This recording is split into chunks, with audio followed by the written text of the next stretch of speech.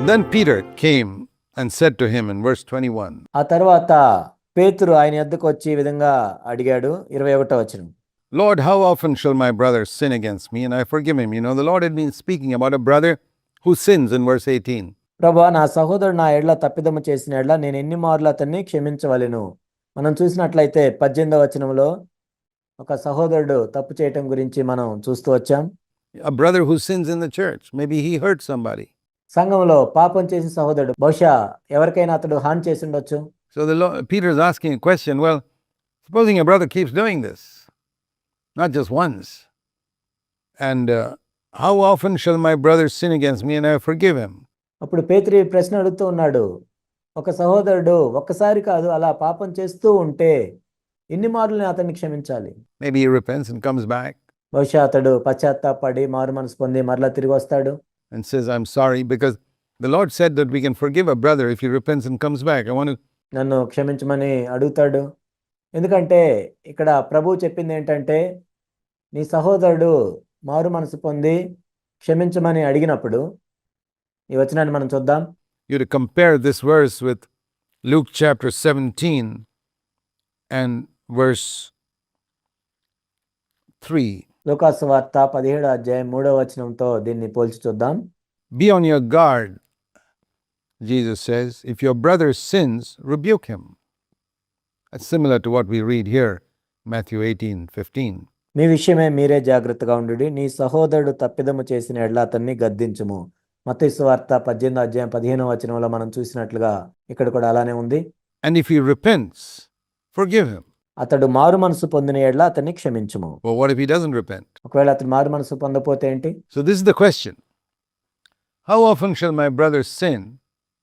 Okay, he repents and I forgive him. ఇది ఇక్కడ ప్రశ్న. నా సహోదరుని ఎన్నిసార్లు క్షమించాలి? నా సహోదరుడు పాపం చేసి నేను మారు మనసు పొందాను అని వచ్చినట్లయితే. But how often should he do this? Supposing he comes to me so many times a day. Well, మరి ఎంత తరచుగా అతడు పాపం చేస్తాడు? అతడు వచ్చి నన్ను క్షమించమని అడిగినట్లయితే.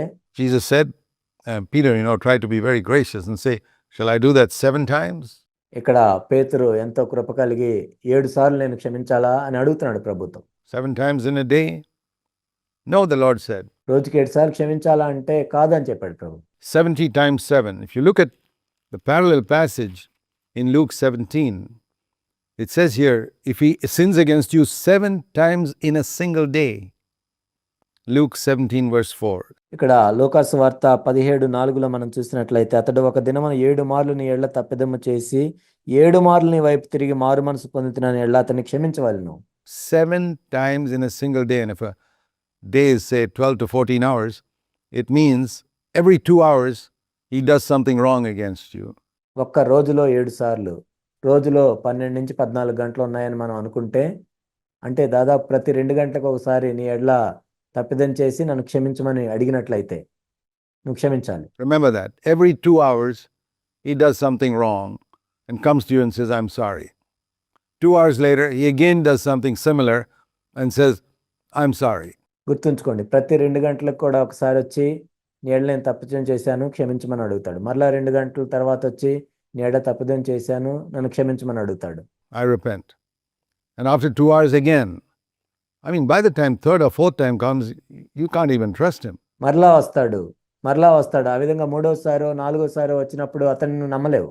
But the Lord says if he comes back to you 7 times, in Luke 17 verse 4, forgive him. ప్రభు ఏమన్నాడంటే లూకాసు వార్త 17వ అధ్యాయం 4వ వచనంలో, ఒక దినమున 7 మార్లు వచ్చినా కానీ నువ్వు క్షమించాలి.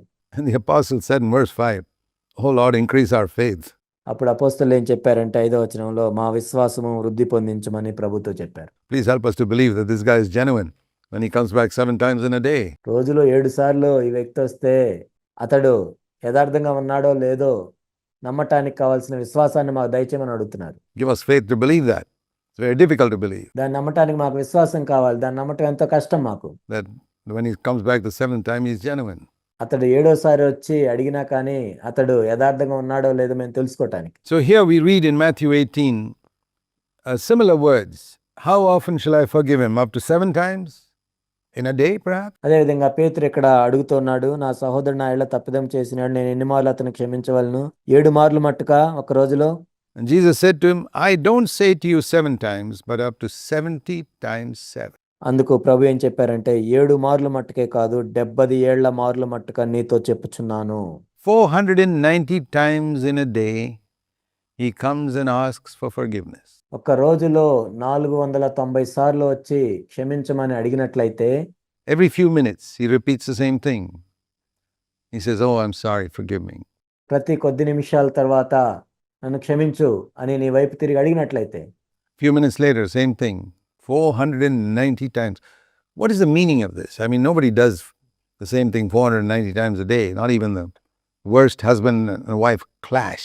కొన్ని నిమిషాల తర్వాత ఆ విధంగా అడుగుతూ ఉన్నట్లయితే ఏంటి దీని అర్థము?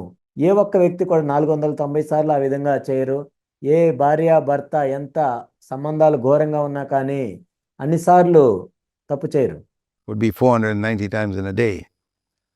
So, what the Lord is meaning is infinite number of times. ఇక్కడ ప్రభు ఏం చెప్తున్నారంటే అనంతమైన సార్లు. Because that's how God forgave us. ఎందుకంటే దేవుడు కూడా మనల్ని ఆ విధంగానే క్షమిస్తాడు. You can go to God 1,000,000 times in a day. He'll forgive you. దేవుని దగ్గరికి ఒక్క రోజులో నీవు కొన్ని లక్షల సార్లు వెళ్ళినా కానీ దేవుడు నిన్ను క్షమిస్తాడు. He's always there to forgive. ఆయన ఎల్లప్పుడూ కూడా మనల్ని క్షమించటానికి సిద్ధపడి ఉంటాడు.